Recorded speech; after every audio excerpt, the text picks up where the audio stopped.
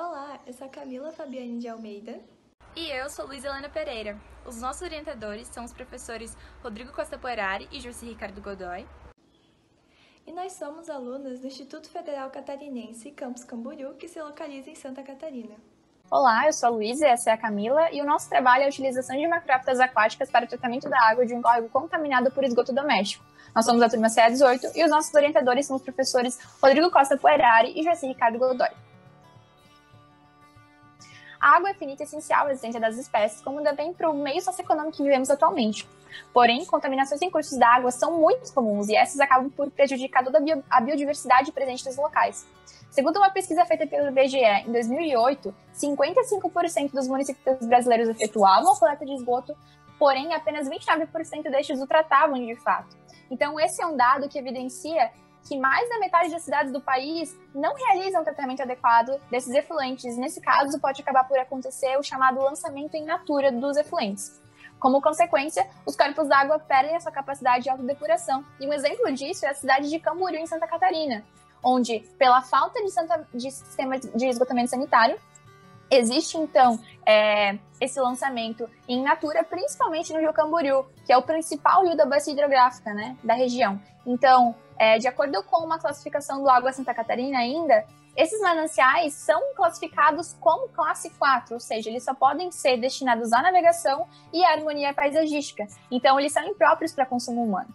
Tendo em vista toda essa problemática, até que não seja introduzida uma ET na região, é muito importante que a população faça a sua parte, né? Então, auxiliando na diminuição da poluição, e também que a comunidade científica produza métodos que ajudem na descontaminação desses mananciais. Uma técnica de baixo custo que poderia suprir essa necessidade são as plantas macrófitas. As plantas macrófitas são plantas aquáticas, então, caracterizadas por serem bioindicadoras da qualidade da água.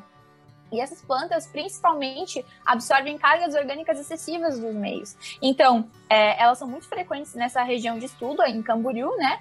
E, tendo em vista toda essa problemática, nós traçamos o objetivo de testar a adaptação e eficiência de 4 espécies de macrófitas num córrego contaminado por esgoto doméstico, que passa pelo IFC Campus Camboriú, de modo, então, a realizar análises, né, para verificar a capacidade de remoção da carga poluidora do meio, bem como a nossa hipótese é de que as plantas ajudam no processo de autodepuração.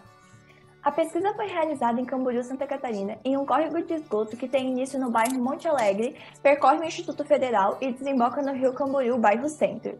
A primeira parte consistiu em sistema aberto, e para isso foi necessário delimitar um ponto dentro deste córrego. Como vocês podem ver na imagem, esse ponto fica dentro do Instituto Federal e próximo ao Conguia.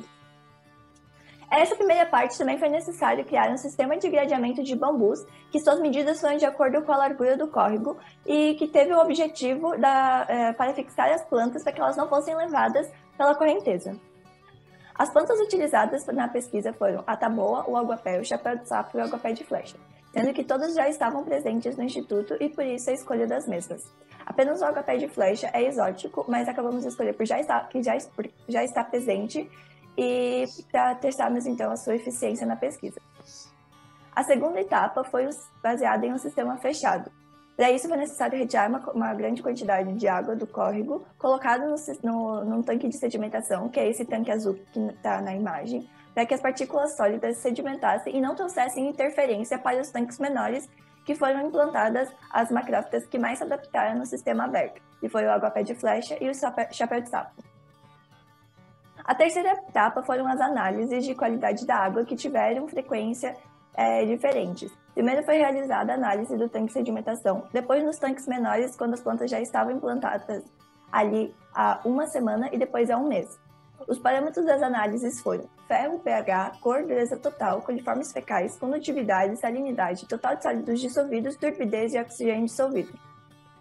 Além disso, foi realizada análise de toxicologia aguda, usando a Daphnia magnia como organismo teste.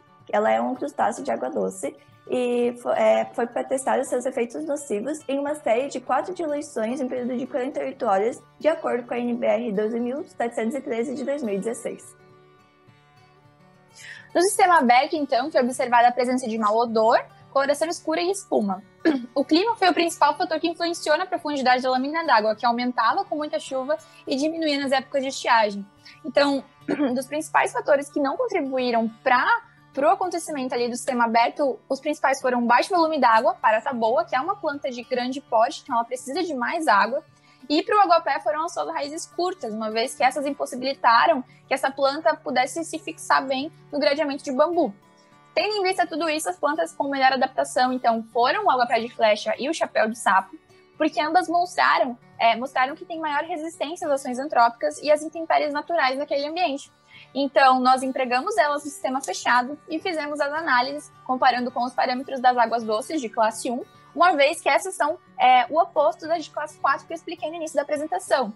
No caso, as de classe 1, elas são permitidas para consumo humano. E também foi possível comparar as análises das amostras do tanque de sedimentação, né, com os valores de referência. Então, aqui a gente já tem a tabela 1, né, e nessa tabela, primeiramente eu gostaria de falar sobre essas análises, que a turbidez ela foi afetada pelo aumento da coleta da amostra do aguapé de flecha, uma vez que quando a gente foi a coletar o efluente naquele recipiente, o sedimento que estava no fundo se misturou com o líquido, então a análise de turbidez acabou sendo afetada e outras análises com a amostra dessa planta também podem ter sido afetadas por conta disso.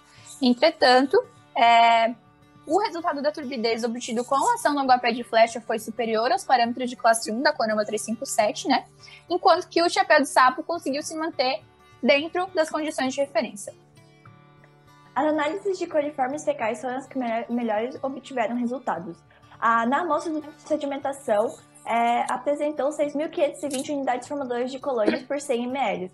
Já nas últimas análises com os tanques que apresentavam as macrófitas, para ambas as plantas, o resultado foi de 80 unidades formadoras de colônias por 100 ml, apresentando uma diminuição de 98% desses coliformes fecais, sendo um bom resultado e apresentando o potencial de filtragem das macrófitas, além de estar de acordo com os parâmetros do CONAMA 357, que fala que tem que ser menor ou igual a 200.